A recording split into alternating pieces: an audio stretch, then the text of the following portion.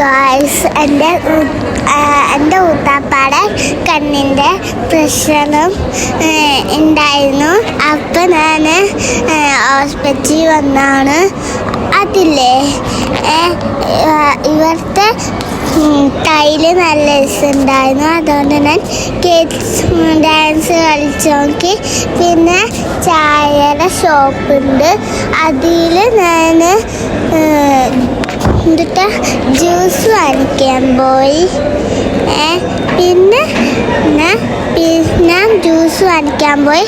പിന്നല്ലേ അവിടുത്തെ ആൻറ്റീനർ കാശ് വാങ്ങിച്ചു, ബില്ലും വാങ്ങിച്ചു. പിന്നെ ഞാൻ കോഫി എടുക്കണ സ്ഥലത്ത് പോയി.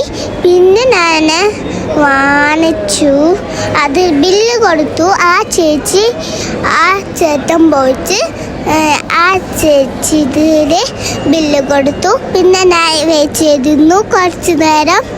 പിന്നെ ഇപ്പോഴാണ് വന്നേ. ഞാൻ വന്നു.